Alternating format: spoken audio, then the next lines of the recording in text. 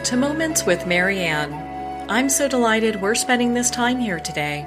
We have a very inspiring show coming right up with special guest, Dr. Mary-Helen-Hensley.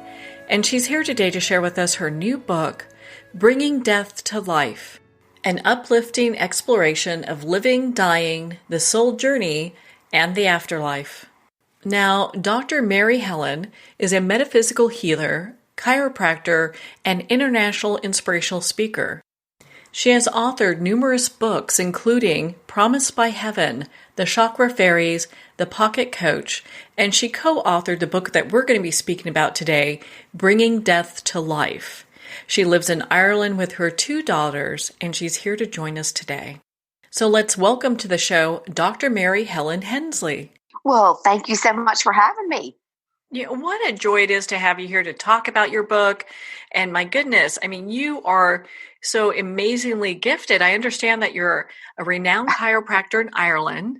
You know, you have a very successful business. I have to ask you, when did you become interested in metaphysical healing?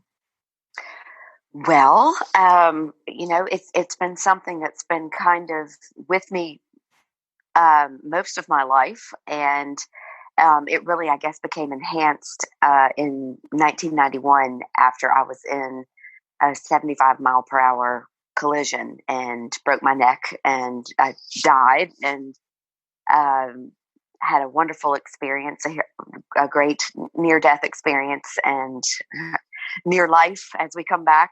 And from that 1991, from that day forward, is when my life in metaphysics really kind of took off. So what was it like for you in those early years? You know, how does spirit or the universe communicate with you? Well, from the time that I was very young, I was always able to see people who were in spirit. And so, I grew up in the South. I grew up in Martinsville, Virginia, and my father was a minister amongst other things. And so I grew up in a very kind of traditional Southern Baptist background. And I was a bit of a challenge to my parents, because from the time I was, able to speak, basically, I had been communicating with my mother's father, Dr. Garland Clark, who had been a surgeon and doctor in Kentucky. And from, I guess, at age 2, 3, 4, I was 4 when we finally had the talk, which is when my parents had to sit me down. And, my father, he was a wonderful speaker and this great, deep, booming Southern accent. And he said, "Sugar, I think we need to have a little talk. Do you understand the difference between alive and dead?" Oh, boy. Yeah. So I was like, and he was explaining, alive, somebody who's in a body, and dead being somebody who's not.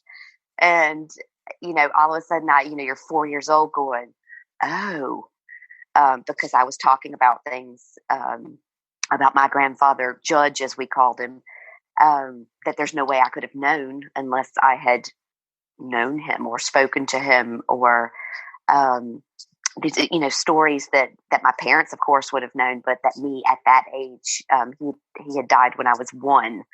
And so they suddenly began to realize that something a little unusual was going on in the house. And that's kind of how it began. And he was the first person that I could ever communicate with. And to this day, my closest confidant. Oh my gosh, I love that. And I'm sure your dad's probably listening, at the time he's listening to these stories going, okay, there's no way she can know about all these things she's telling us. Something miraculous is going on, but we've got to prepare her for the real world. Exactly. And he was, he recognized that something very bizarre was happening, and he couldn't fit it quite into his way of thinking, but he also had to admit that it was happening. And, there my mother was secretly absolutely delighted, because this was her father. And so she's recognizing that although he had passed, that her little girl could suddenly speak to him. And so she was kind of, while Dad wanted to be very protective, Mom was just, kind of, yay, over in the corner. She's probably secretly taking you off going, tell me more. Oh, always. Yes, absolutely. And still, she'll be 91 next week. And, our days, this last while, because we talk every single day, and I would have regular visits from her father, and we talk about them and all the time. And it's such a wonderful thing for her to be able to verify and reminisce. And it's a very exciting, and I'm so grateful to be able to do that. And he's been wonderful, because it's like having your own spiritual doctor who's constantly keeping you in the know about what's going on around you. So as you can imagine, over the last little while, that's been quite handy to have his insights as to what's been happening in the world around us right now. Oh, I can imagine. And, it has me kind of wondering here too. I mean, when as you're growing up, you're having these influences. Is this what kind of motivated you to go into the line of work that you're in? Well, what's so funny about that is that, obviously, being a surgeon, he was a medical doctor. And after I had the accident and ended up breaking the neck, and I had a whole lot of injuries to my spine as a result of the accident, you can imagine I was T-boned at 75 miles an hour. So I was hit into the driver's side of the car, which folded the car in half. And so I had a whole lot of injury to deal with afterwards. And it was Judge who actually came to me in my recovery and said, "You're going to be going to school to become a chiropractor." And I said, "A what?" And he said, "A chiropractor." And I barely even knew what that was at that stage. I think I'd been to one once when I was in college from a rowing injury, and had really no idea what that was all about. And he said, "You'll understand later for the work that you're going to have to do that." And he would always talk about we need you to go and have an education that is more well-rounded, mind, body, spirit, understanding that a human being is not just their pieces and parts, that there's many components, each equally being as important. And we need you not just to focus on the physical aspect of the body, but the integration of the emotional body, the spiritual body, as well as the physical body, in order to allow a human to have a complete experience. And I'm like, okay, I had just finished 4 years of college. I went to school in South Carolina, and I had literally just graduated that May, and the accident took place on the 14th of December. And so I was like, "Are you serious? I'm going back to school?" Oh boy. This was the last thing on my list. So, but I've always listened, and he's never steered me wrong, and off I went. And that's how I got into it and understood then at that stage, the idea behind what they wanted me to do was to be able to get my hands on as many different people as possible with, a host of different ailments, be they physical, emotional, and to be able to know what that felt like, not just in the way that they presented symptomatically, but the way that when I put my hands on them, that I would receive the information. And this was the key as to why I became a chiropractor. Well, I love how that story is and everything comes together, and also how your grandfather uses the royal we, like you're going to be going to school. Like, we are going to be doing this education. It's really you doing it. Exactly. Yeah. It was quite a shock. And it was one of those things, you remember graduating from college, and finally, after all of those years of education, I'm driving away from college, looking in the rear view mirror, and I'm so excited, and I weren't going back, and all of a sudden you're like, I'm sorry, how long is this schooling? And you want me to become a doctor? I had a double degree in communications and graphic design. So as you can imagine, science was not heavy in my background. So I had to go back, and get an associate's degree in chemistry and physics, which was like pulling teeth. It was probably the one thing that stood to deter me from, getting that doctorate, because that was definitely not my forte. I was a right brainer all the way. So it was quite a struggle in those early days trying to get my head around, organic chemistry and physics. And, but, when your life's been set on a path and that's what you've got to do, that's what you've got to do. Yeah, without a doubt. And what a path you've been on, my goodness. It was such an interesting journey because, it's really like going back to school and learning to be a chiropractor. That's a whole nother skill set. I mean, from what you were prepared for. Oh, absolutely. Yeah, it was, I put up a little bit of a protest, but, I remember you just go, okay, all right, this is the way it's going to unfold. Because when I was in that space between, when I had, physically died, everything opened up. It's like moving into a space of, oh yeah, the veil is lifted and suddenly your amnesia is gone. And you're like, oh, that's why I came here. Oh my gosh. And literally at that stage, I was 21 years old and I had set up for myself, which was quite the surprise, let me tell you. If I hadn't managed to remember what I had come here for, this accident had been put in place for me to literally get knocked back onto the path that I had come here to fulfill. So, yeah, it was quite the shock. Oh my gosh. Like, I put a fail-safe in here for me, Exactly. Mm. Well, so how has this just fabulous spiritual education, this metaphysical education, helped you, and how is it integrated in the practice that you have? Well, it's been interesting because, I go, once I graduated, I moved to Philadelphia, and I practiced there for a year. But the whole time that I was there, I was desperately trying to get to Ireland because I knew via a series of events that had happened that was the next place for me to go.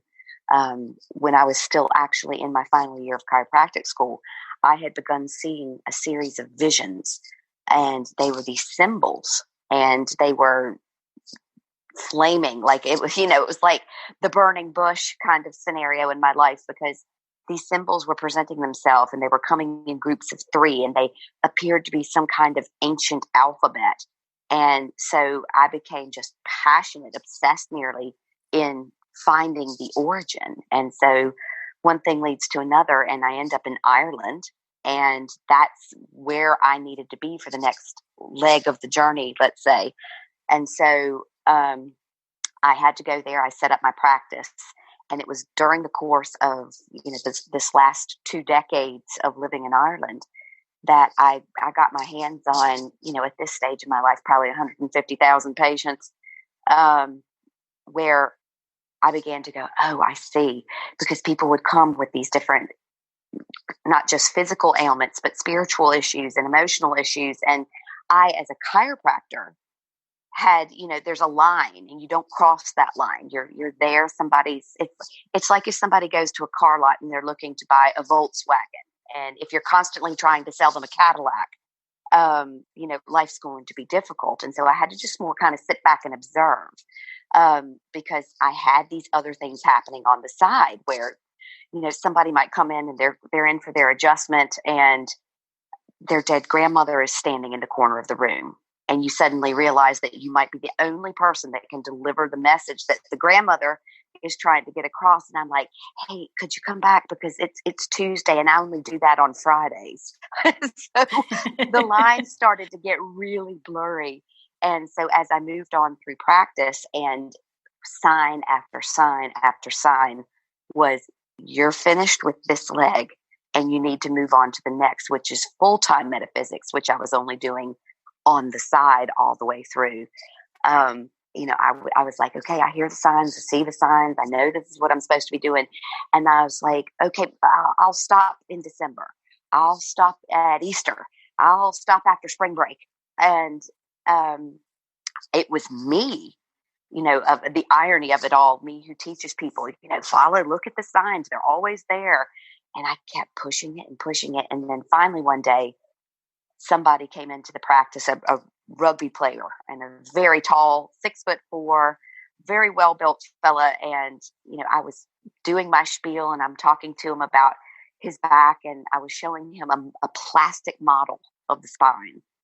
And he had failed to tell at the beginning that he gets weak when he goes to any kind of doctor, the dentist, if he goes to his own GP or whatever. And so I'm just chatting away, blah, blah, blah. Next thing, he does this kind of one swoop and smack, falls down on top of me, faints. Oh, boy. And I hear what sounds like a piece of paper tearing, and I hear kind of, and I was like, oh, my Lord, please let that be my pants.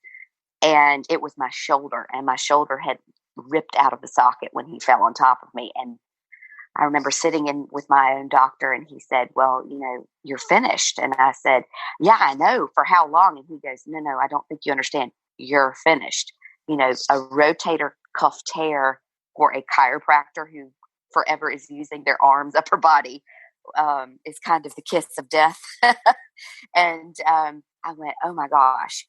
And so because I had failed to listen to the signs that had been put in front of me over and over and over again, and I was given ample opportunity to make this change. And because I wasn't listening for my own reasons, my own agenda at that stage, it was the injury that kind of pushed me out and forced me to move from that into a full-time practice of metaphysics. And so that's how that story unfolds. Oh my goodness. Yes. I can imagine how difficult that is, having such a large young man, collapse on you. And you're in this place where like, okay, now what? Well, you know what? The universe doesn't do it by halves. And I can't turn around and go, well, that was unexpected, because it wasn't.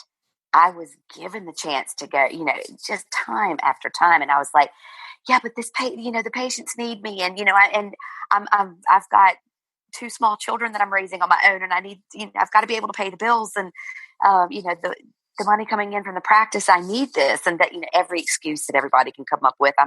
Just because I know doesn't make me immune. And I did that same thing. And then ultimately it was like another car crash moment, just only on a smaller scale, where it was like, okay, you're meant to be going this way now. Here you go. So yeah, it was an interesting time indeed.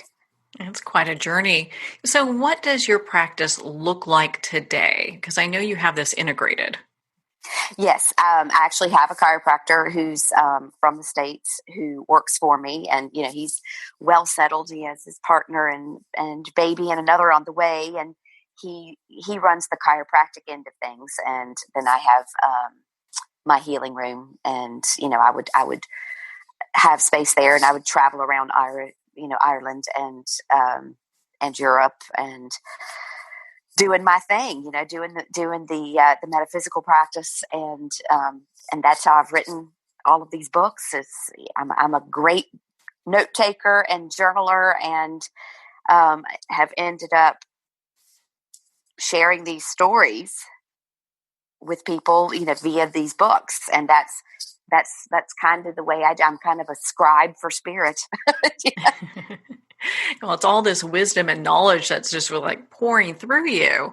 And it's interesting because I know that you also describe this connection with spirit as the knowing. And I'd love for you to share with our listeners, what's that like? What does that feel like? Well, it's, as you know, in this kind of, in this way of life, the people who need you and your particular skill set are going to find you. And, and I know there are many people who are like me in various shapes and forms all across the globe. And, we're more or less stewards of humanity. We're here to serve. And so when somebody turns up, I utilize the gifts and the skills that I've developed. Some of those, like I said, speaking to those in spirit, that's been with me all of my life. After the car crash, I came back with this ability to touch somebody and sort of download their hard drive. And so, I don't need to know what they ate for breakfast that morning or what color underwear they're wearing. The information that is relevant to me in being able to assist them to create their own healing, that's what comes through. And, at this stage in my life, I'm 51 now, all these years later, I don't have to be on the same continent. I don't have to touch somebody, but I like that one-to-one aspect of it. So I will always keep that part of my practice going, because being able to sit there, the privilege that it is to be able to step temporarily into someone else's story, because, we're just observers, traveling through life with our fellow human beings. And so I might have a different perspective or different set of skills where somebody comes with cancer or, emotional difficulties, and being able to touch them and kind of download their biography in order to elicit some kind of change in the biology is what I spend my time doing. And it's just, it's amazing. I'm in awe every single day. I tell you, you don't ever get bored doing this, because everybody coming to the table is coming with something different, a different storyline, a different set of circumstances, that for me keeps me very fresh and entertained, and allows always new stories and new information that I can share then via books, where people can have this kind of vicarious experiential experience, and possibly by reading or hearing me speak, they see some part of themselves and have that big aha. Yeah, they're able to kind of pull everything together. And, it's interesting. I know you call yourself like the connector of dots. Yeah. a window washer to the soul. Well, it all kind of works because, basically you're piecing things together for people. You're able to see what's going on. What are some of the unique experiences that you've had? Oh my goodness. There's this one time, this always comes up for me. I have learned over the years, never say never, number one. And I remember I was in my first 3 books, became a trilogy. Promised was the original book, and then Circles of Light, and then The Land Beyond the River. And somewhere in that trilogy, I had gone away for a weekend, and I was writing, and somebody had gifted me coming and staying for a couple of days with my 2 girls, and who were going to be 16 and 18 very shortly. So they were quite small when this was happening. And I'd gone off for this magical, single mother away weekend where I get 3 full nights of sleep, and I got to write without having to stop and make the lunch or take the dogs out, or I just got to focus on writing for a weekend. And it was this amazing experience. And I remember returning home and running into a friend of mine, and they were like, "Oh my gosh, how was it? You were away." And I was like, "Oh, it was brilliant." I slept, and I just got up when I felt like it, and I wrote, and I hammered out all these great chapters. And this person says to me, "What do you think about past lives? And, what's your experience?" So this is, again, early on. And I said, "Well, I guess in some people's stories, they're relevant. In my experience, it's kind of like this compared to this." And I'm making this gesture of, an inch with my fingers as opposed to a mile with my arms. And I'm going, "Yeah, people have so much stuff to worry about, in the present. Why do we really need to go back?" And as soon as I say that, the universe decides to make a monkey out of me. And every single session for like the next 6 months, somebody shows up on my doorstep with an issue that is, very physical, very present, very disruptive to their current lives, that's based on something from a past life experience.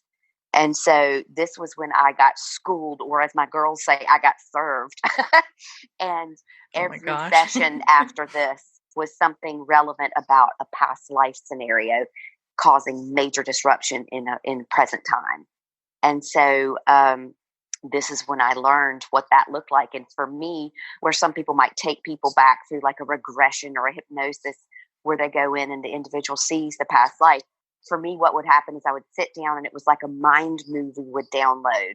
And I was able to see if someone is sitting in front of me with cancer or panic attacks currently, I would go back into the most relevant past or concurrent, because it is actually all happening simultaneously, the experience that's taking place that's causing disruption in present time.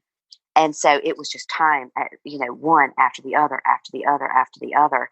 And so that was how I really learned to hone and develop that skill. because I made that, innocuous little statement that, it's not really relevant. Never say never, because in some people's lives, it's a huge deal. There was one lady who came in surrounded by her family, literally surrounded, because it was the only way they could get her in the door of the office. She'd been homebound for 2 years. 2 years. This was a wife, a mother, and someone who traveled regularly with her family. And almost overnight, she became trapped in her own home because the fear had become so overwhelming that initially, she noticed that she would drive up to the school gate and she couldn't get out of the car to walk the kids to the door of the school. She'd have to park the car outside of the front door of the shop because she needed to make a quick getaway. There was this impending sense of doom and lack of safety. And so 2 years later, her mother, who happened to be a patient of mine, said, listen, I know you do this other weird stuff. Here's the story with my daughter. And so they finally were able to surround, like a little posse, her family, get her out of the car, encircle her, walk her to the door. And she comes in and she said, I don't know what you think you're going to do in an hour here. I've been to every doctor and, this is just the way it is. And so this incredible story began to unfold. And, we're back in the late 1800s. I'm sitting there and I'm seeing this woman who's laying at the bottom of a stairwell, and it's dark and it's smelly. She reeked of alcohol, and her body is covered in stab wounds, and her skirts are up over her head, and she's dead. And I'm looking at this lady who's already, of course, paralytic with fear on the table, and I'm going, oh my gosh. And so I get this information. I tell her the story, and she sits up and she goes, that just makes so much sense. And she's like, I really feel for her. And she's suddenly realizing her is her, and she's the other woman, seeing and feeling and connecting with this other lifetime. And so she picks up her shoes and we walk out to my waiting room. And of course, nobody else is out there. And it's kind of this dark, overcast day in Ireland. And we're looking out the picture window, and her family is in the car outside waiting. And she's in the waiting room and she's lacing up her shoes, and she looks at me and she goes, it's kind of bizarre. That story you described just makes me think of Jack the Ripper. And like the hair just stood on end on the back of my neck. And I'm like, yeah. Oh, and she wow. goes, well, listen, thanks so much for whatever you did. And thanks for at least trying. And, she said, yeah, we'll see what happens. And she gives me this big hug, and without thinking, she walks out the door. And she's walked all the way down the sidewalk without realizing that she's unaccompanied. She's out in public. She's by herself. Her family is sitting there. I can see them in the car. Their jaws are hanging open. I'm hanging out the office door going, what is going on? And out she walks, and she doesn't even realize that she's out there in public, exposed, walking to the car. And she gets in, she waves, and I watch them all kind of like staring at me as they drive away. And I'm like, why did she just say that? Jack the Ripper. And I go back in, I Google the name that had come up during the session, because this is what happens. I'll get names, dates, details, and a very distinct name, Martha Tabram, kept coming up. And when I hear voices, and they're not like schizophrenic type of voices, these are very distinct, clear voices that will guide me and give information. They had very clearly stated during her session, this is Martha Tabram. And Martha Tabram, obviously was the woman who was dead at the end of the bottom of the stairwell. And she had reached an age that this woman had reached the same age in this lifetime. And it had triggered a series of events that had suddenly made her realize, I'm going to die. What she didn't realize was that this was another lifetime, a different story in which she did die. And it was her age that had triggered it. So as she approached the age that Martha Tabram had in a different lifetime, suddenly this overwhelming sense of fear and anxiety and impending doom comes around her. So all she knows how to do in this lifetime, with no she'd had no bad experiences. There was no reason for her to believe she was going to die. It was just this overwhelming sense of, I'm not okay. So doctors are putting this down to, anxiety, depression, mental illness of any, and it just didn't make sense. And suddenly the light bulb went on and there was something she could connect to. And so out she goes, and it was just over, just like that, just as quickly as it had come, by making the connection to the fact that she had in fact died at the same age in that lifetime. It was just over. And this is how I began to realize and understand how relevant something that happens in another experience can have an impact on somebody today. And so these cases where there doesn't seem to be an answer, or there's no medical reason, or we can't find an explanation, sometimes this is where the past life stuff is so relevant. Well, on that note, we're going to pause here for a quick break. We've been speaking with Dr. Mary-Helen-Hensley in regards to her new book, Bringing Death to Life. You've been listening to Moments with Marianne. We'll be right back after these messages.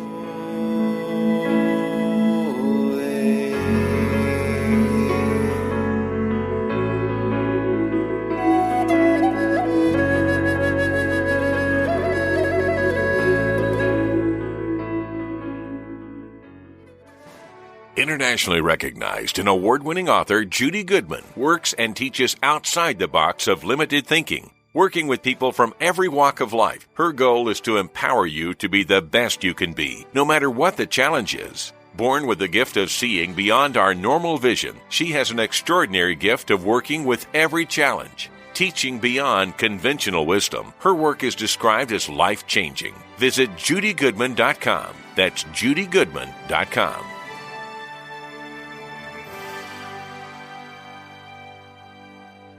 There comes a moment when you realize you're somewhere special, when you discover that each beautiful creature that you see has been rescued from a life of absolute horror and brought to this incredibly free place. Here's where their lives were forever changed, and where yours will as well. Discover over 500 tigers, bears, and lions at the brand new visitor center at the Wild Animal Sanctuary just outside Denver. For more information, visit wildanimalsanctuary.org. Discover true freedom at the Wild Animal Sanctuary. Have you ever had the sense that your thoughts might actually be doing something? Ancient secrets of manifesting have been masterfully revealed in the award-winning book Manifesting 123 by Ken Elliott. For the first time, the author's experiences and stories in this book describe exactly how your thoughts can create anything. You've been doing this all your life, but it's never been fully explained for you until now. Visit manifesting123.com for more information today. Manifesting123.com.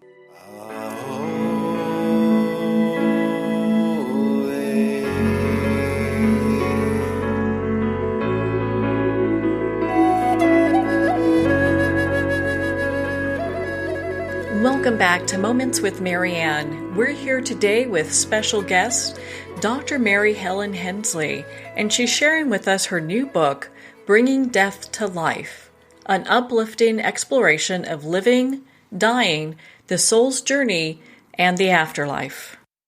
Now, before we went for break, we were talking about how you had an appointment with a woman who was working through some real big difficulties. She had a problem leaving the home, and modern medicine really couldn't help her with any type of diagnosis.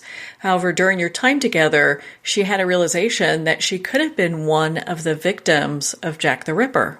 That's so amazing how something from a previous lifetime has such a huge impact and on what we're doing today, where it's actually can inhibit some people in being able to have their full expression here. Exactly. And boy, was it a big lesson for me to keep my big mouth shut too, because, I literally spent the next 6 months of my life learning this inside and out. The book, my most recent book, which is called Understanding is the New Healing, the entire first half of that book is dedicated to those past life experiences. And then the second half dedicated to other experiences that people have had, whether it's encounters with extraterrestrials or it's encounters with, their own understandings, just via unusual experiences and different types of healings that from things that have happened in this lifetime. So, I kind of split the book in two, of half with the past life stories and half with people's other experiences with illness and healing, because it's just so relevant. And, boy, I never, ever, ever since have made light of something that hadn't been part of my experience. Therefore, it must not really mean anything. I learned a big lesson all those years ago about, the understanding is the new healing. That was really relevant for me because I needed to understand that, people's lives just aren't black and white, and every cancer isn't healed or not by chemotherapy and radiation, that there's stories behind this, and there are other reasons that are creating the series of events or the lessons that somebody is learning in their life. Yeah. I mean, it really kind of brings everything together. And we look at it, I mean, my goodness, we're living in a time where science and spirituality are really kind of dovetailing with one another. We're, as you're here, we have doctors who are looking to heal the whole patient, not just that maybe the physicality portion, but really looking at the spiritual component underneath. Well, absolutely. And it's so relevant for our times. And, anyone who hears this might think I'm absolutely nuts, but that's okay, because that was another thing I was gifted with at the time of my death as a 21-year-old in 1991.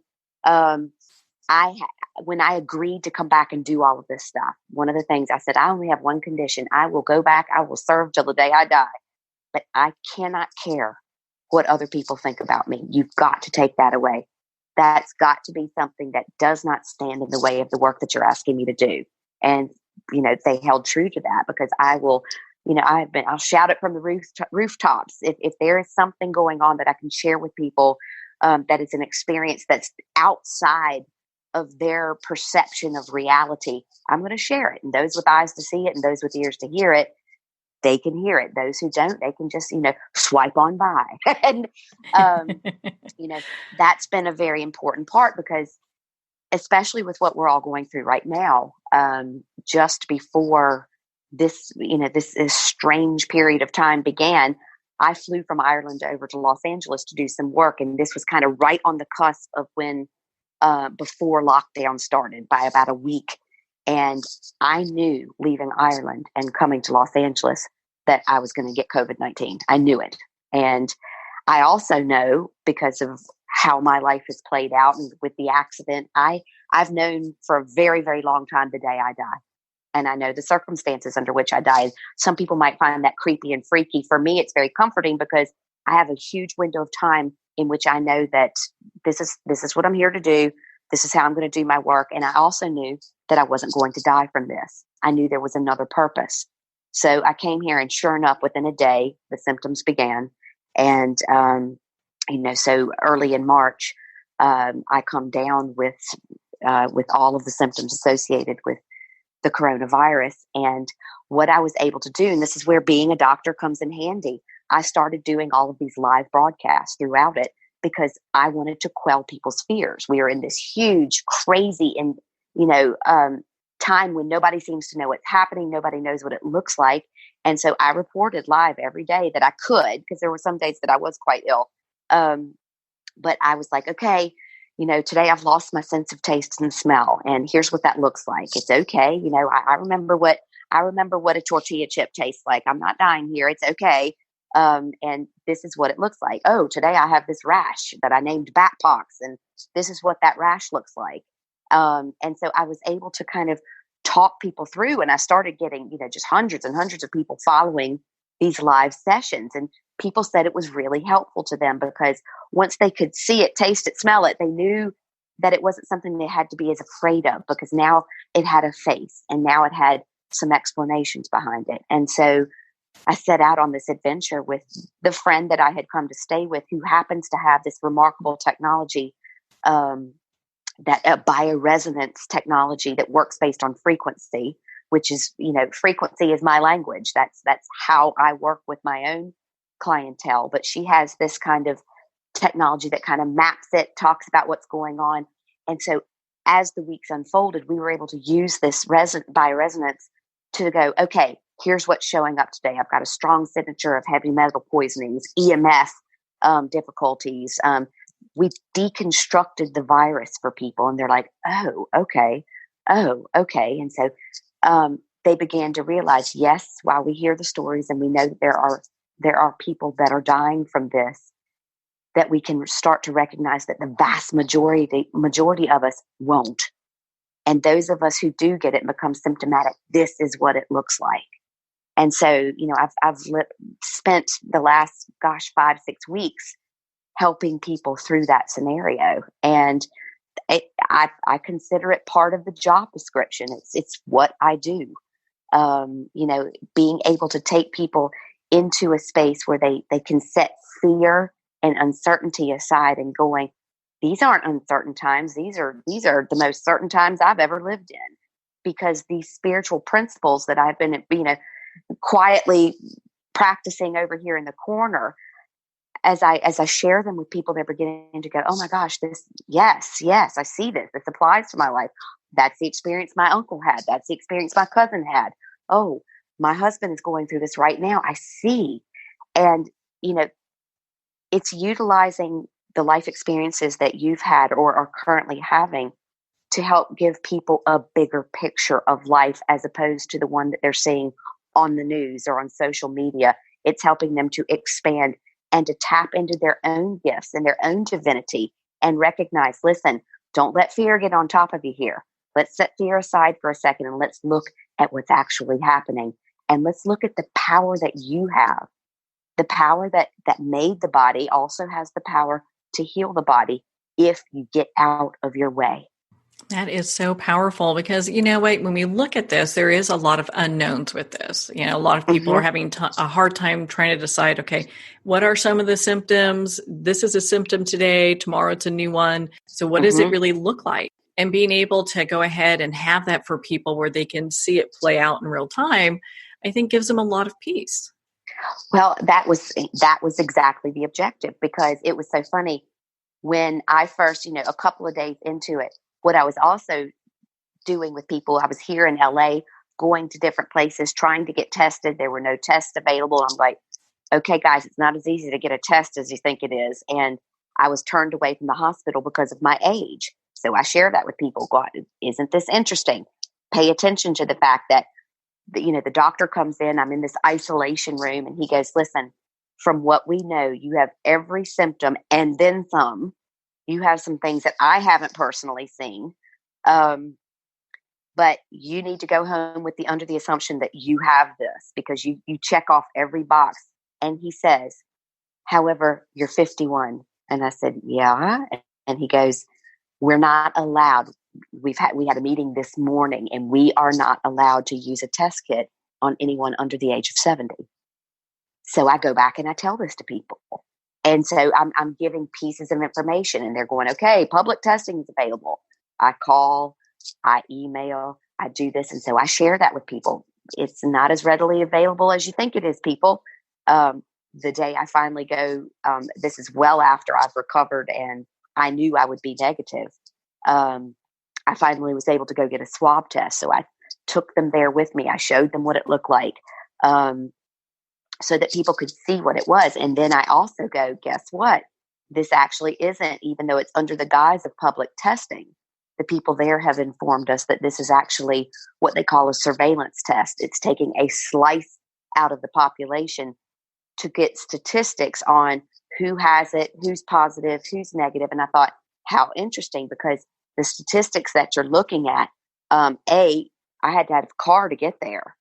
B, I had to be accepted first online via a profile that asked for my race and my age, and C, I had to be able to have access to that site, to be able to read or to have the internet in order to even be part of that. And then these statistics are going to be used to give you a broad picture of what the disease actually looks like.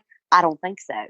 So stop looking at the statistics. Stop getting yourself so worked up over, oh my God, there's this many cases, there's this many deaths and all. And I'm going, you do realize we're at a time where if you come in and you're suspected, like I was, I'm put down as a yes, but without even having been tested. Now I had the good fortune of being able to come home to my friend's technology, which I'm testing positive every single day. And it just so happened that the day I finally tested negative on her equipment, the following day I was going in for my swab test. So I said, I'm negative today. And sure enough, my swab test came back negative. So we were able to do all this kind of research and like I said, deconstruct the fear and the virus simultaneously for people. So it's been quite the experience. It sure sounds like it. My goodness, and what a better person than, I can't think of a better person than you that would be able to go through and do this investigation on, for yourself spiritually and just, as you're going through this process, because you're able to kind of identify what's happening, journal it, and walk through, and especially with having the information that you have. Oh, exactly. And that's the beauty. This is when we can see how powerful social media can be. We love to, pick it apart and talk about all of its negatives, but, we also see how that access to instant information, we're in real time getting to see people's experiences. And so people are able to start making up their own minds, come to their own conclusions, as opposed to just using these very bizarre figures that are out and these very skewed images that we see where, it makes great news. It's big headlines when you see, bodies in a bag, and you hear that so many people have this. And then suddenly weeks later, you begin to realize, oh, everybody who was even suspected without having been tested was listed as a positive. Or the death figures that are coming in, somebody who, I actually have a friend who had, she lost her father over the last couple of weeks, and he'd had stage 4 lung cancer, and it had spread all through his body, and his death was imminent. And because he happened to be positive at the time of his death from this cancer, she was so infuriated because on his death certificate is he dies of COVID-19, not the battle that the family had gone through over the last 2 years with the stage 4 lung cancer. And these are the kind of things that we need to be aware of as people, that, don't believe everything that you see, read, hear, share your experiences, tell your stories, because it's the only way we're going to get a real picture of what's going on. And so I have, oh my gosh, I can't even tell you, my inbox is full of people sending me pictures of rashes going, oh my gosh, when you put up the rash wasn't even a symptom yet. And I had put up the picture of the bat pox, I called it. And then all of a sudden, a couple of weeks later, we see the rashes of COVID-19. There's a whole page of it now of the different types of rashes. And what we came to realize was that this is a really interesting virus, because what it seems to do is go through, and it allows the body to go kind of down this trip of memory lane. It causes the body to bring up to the surface every experience that you've ever had, physically, emotionally. So some people are experiencing the virus on a very physical nature. Me, I get the symptoms. I get the high temperature. I got the rash. I got the loss of taste and smell. There are other people simultaneously at home going through their garage for the first time because they're in quarantine, and going through file papers from, 2002 and clearing out their physical space. And so each of us gets presented with an opportunity during this time to either clear out the physical body or the emotional body or the spiritual body. And so that's what's so interesting about this. I've said we've moved from a third dimension component to a fourth and fifth dimension aspect of the virus, where choice is very present. Because what was very interesting was my friend, in the beginning, it was like, oh my gosh, if somebody sneezes, you're getting it. You definitely get it. That's how it's transferred. If you touch the same surface that somebody else touched. So here's me. I'm super sick. I get sent home from the hospital. They're like, you have COVID-19. Go home and quarantine. I'm in a 1-bedroom apartment. My friend is, she stays in her room. I'm sitting on the couch, but the communal space is one room. And we're in here, and I'm coughing, hacking, sneezing, and you can't wipe down every surface. And she remains well and tests negative the whole way through. And so we just kind of blew that theory out of the water right there, because she had made a very clear-cut choice, no differently than I had, going, I know I'm not going to die from this. I'm going to get it. I'm going to go ahead and get it over with, and I'm going to report to people of what this virus looks like. She said, I'm going to be the observer. I am not going to get this. I don't need to get the symptoms. And she didn't. So for something that's so virulent, and in the beginning, the talk was, if you're exposed, you're getting this. We completely disproved that by being in the same space. And, we're clean. We showered and we wiped things down, but we weren't crazy about it. We weren't Cloroxing everything. We were just living and breathing the same air. And by the theory that if you sneeze in the same vicinity, she was definitely going to get it. Nothing. Not as much as a sniffle the whole way through.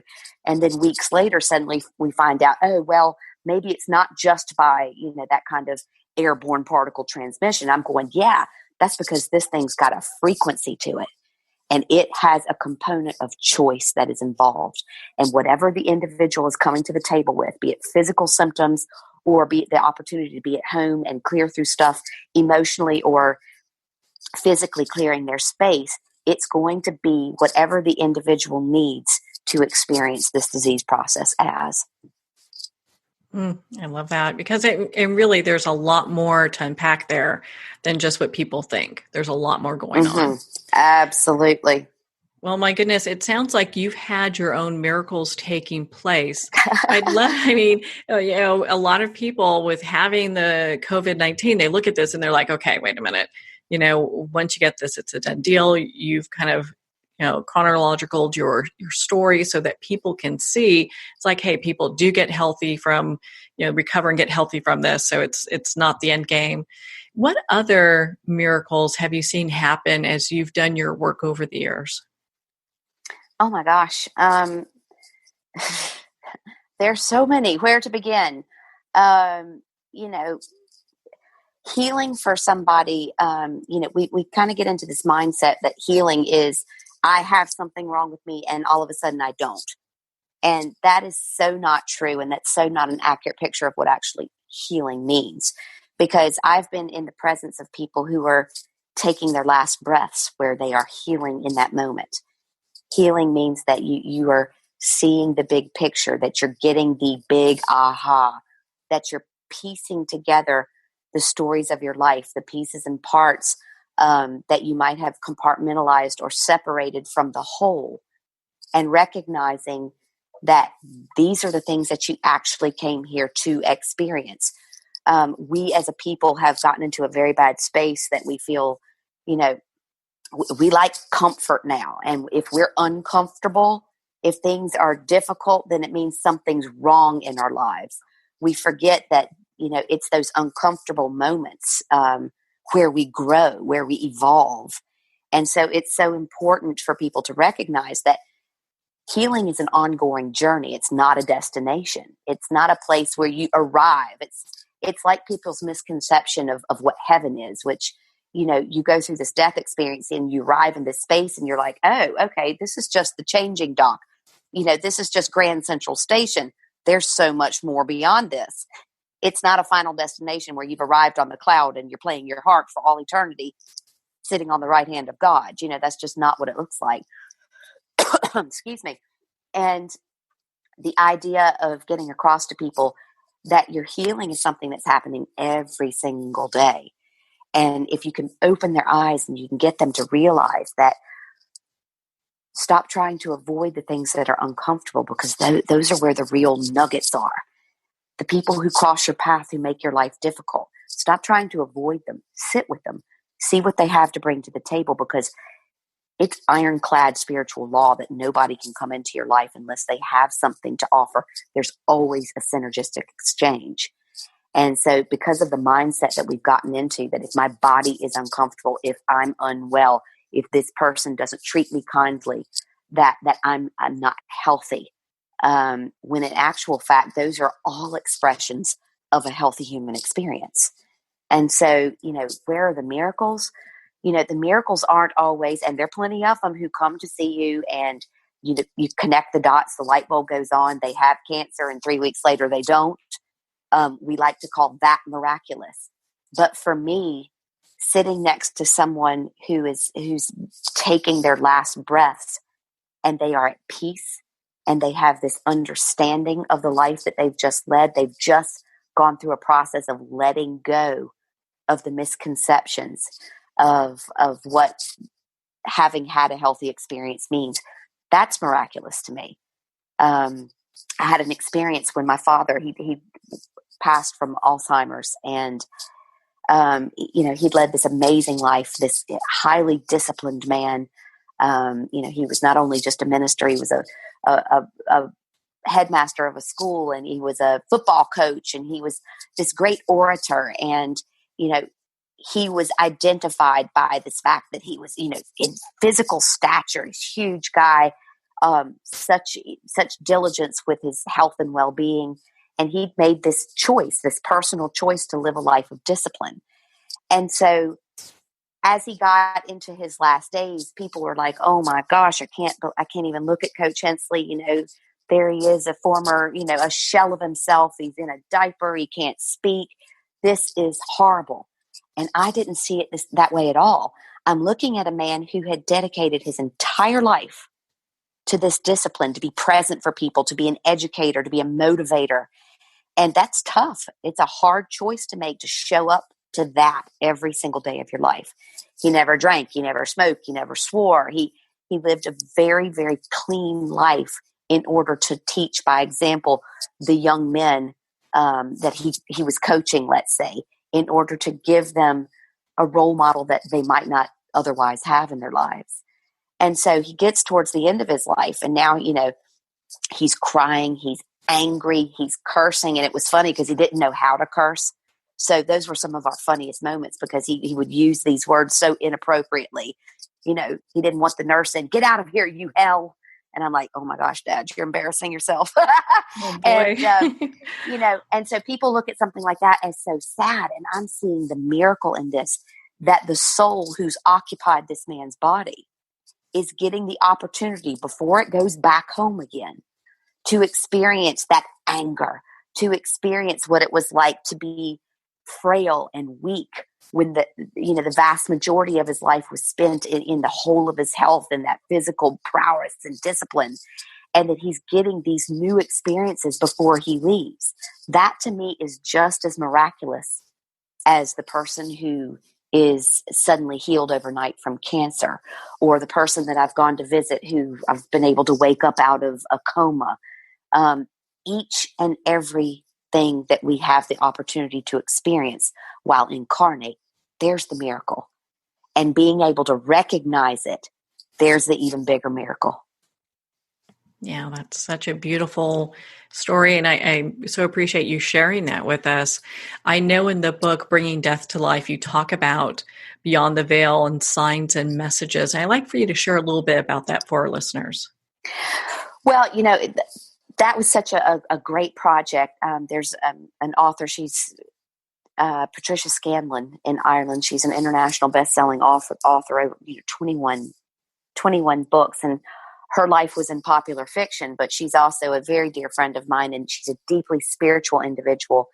And she had lost her mother years earlier, and then more recently had lost her father.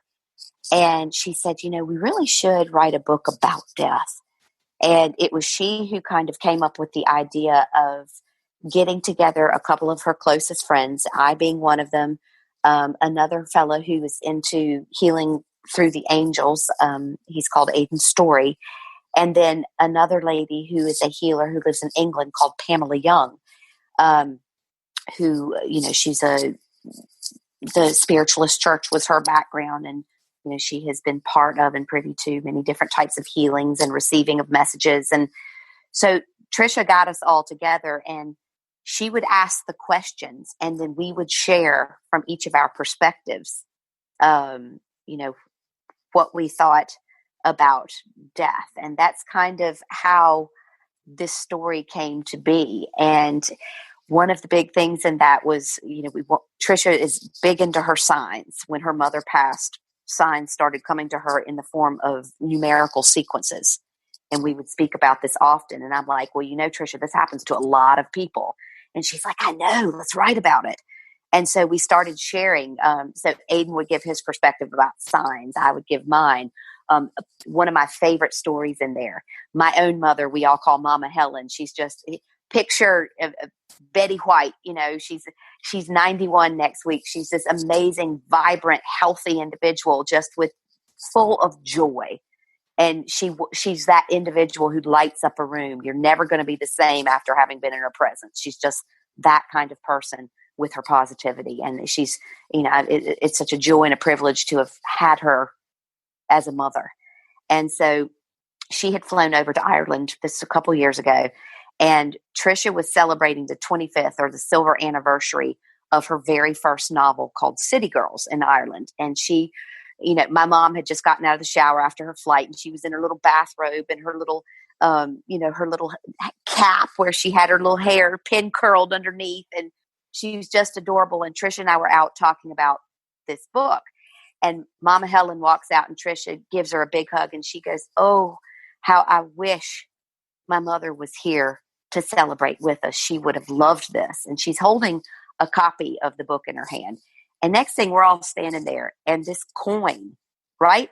The three of us are there, hits the floor at our feet. And we're all just kind of standing there going, where did that come from? And what was interesting, this is, 2018, maybe 2017. This coin that has fallen is a big silver Irish punt.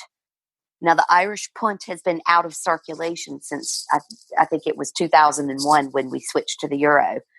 So out of thin air drops this coin. And it could have been any coin, a copper coin, a euro coin. It was a silver Irish punt. At the moment that she hugs my mother, saying, "Oh, I miss the feel of my mother's hug, and I wish she was here to see the celebration of the silver anniversary of this book." And bam, that coin falls at our feet. And all we could do was laugh. We laughed, we cried. It was this clear-cut sign from her mother going, "I'm here, and I see exactly what's going on." And so many people have stories like this. And so what we wanted to do with Bringing Death to Life was share some of our own stories so that people would start talking about their own. And that's how Bringing Death to Life was born.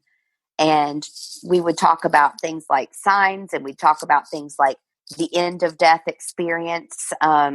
We went from everything from the miraculous to the very practical. And, it was interesting because our publishers, Hachette Publishing in the beginning, they were absolutely wonderful. But I know there were some doubts going, guys, this has death. Not only is it about death, it's got death in the title. Don't know how well this is going to go over. And it went straight to number one upon release. People were ready to talk about it. And people wanted to then share their stories. And oh my gosh, what opened up afterwards, the dialogues it created. People telling about their signs and people talking about their little miracles. Families that were healing. And it was just such an incredible time. And it was so great because living in Ireland, the one thing the Irish are really good about is celebrating death. They still have the 3-day wake. They still have the tradition where, the life is a celebration of life, and it goes over the course of a few days where the families get together. There's the open casket in the house, and people are leaned up against it, drinking cups of tea and sharing old stories, and kids are running around. Death is very normalized there. I return home. I'm American. I grew up in America, and it's always very different to me because the incidence of people being, old and maybe hooked up to machinery on tons of medication, and everybody's stories are different. And there are some people where that is their truth. That's their necessity. It has to be that way. And I completely understand that. But really, as a society, we have kind of steered away and done everything that we can to get away from death, because death is the enemy. Death is an inevitable part of life for all of us. And what I love about Ireland is that it's a very normalized part of conversation. It's a very normalized part of everyday life. And we wanted to kind of bring some of that to the light and into the world so that people could remember that just as birth is a necessity of getting us here and allowing us to have the experience, death is but a doorway allowing us to move from one book to another. Well, how positive is that? And, it's so inspirational. Bringing Death to Life had a lot of great information in it, Mary Helen. I really enjoyed the read. You guys did very well writing it. And the Thank publishers, I can see why it was a number one bestseller. Where can our listeners connect with you and be part of your community and learn more about this book? Well, they can connect with me personally on my website at, so it's www.mary-helen-hensley.com. And, Bringing Death to Life and any of our other books, they're all available on Amazon or at any good bookstore. So yeah, that's, it's pretty easy nowadays to kind of get in touch with those publications. And yeah, so that's on Amazon, and it's also available on my own website and on each of the other authors, Tricia Scanlon, Aidan Story, Pamela Young. I think probably at this stage, Amazon is the easiest spot to hook up with that. And yeah, that's where we are. Well, Mary Helen, thank you so much for taking the time to be on the show with us here today. Oh my gosh, thank you so much. It's been a wonderful opportunity, and thank you for allowing me to share that part of my own story, and hopefully it brings some peace, comfort, and healing to whoever listens. Well, thank you, Dr. Mary Helen. It has been such an honor to spend this time with you, and of course to talk about your new book, Bringing Death to Life.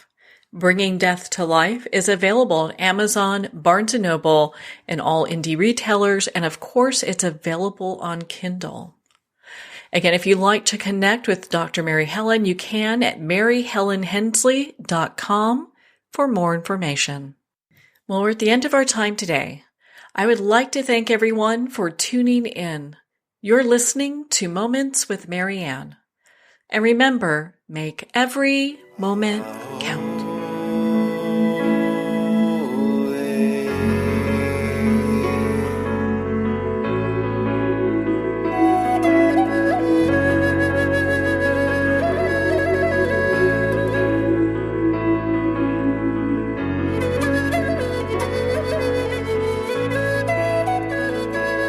In a single moment, your life can change. Moments with Marianne is a transformative hour that covers an endless array of topics with the best of the best. Her guests are leaders in their fields, ranging from inspirational authors, top industry leaders, and business and spiritual entrepreneurs. Each guest is gifted and a true visionary, a recognized leader in her own work, and while teaching others to develop, refocus, and grow, Marianne will bring the best guest and sometimes a special surprise. Don't miss this. You never know just which moment will change your life forever. Moments with Marianne airs every Sunday, Monday, Thursday, and Friday at 8 p.m. Eastern and 5 p.m. Pacific Time. Make sure to tune in and visit momentswithmarianne.com for more information.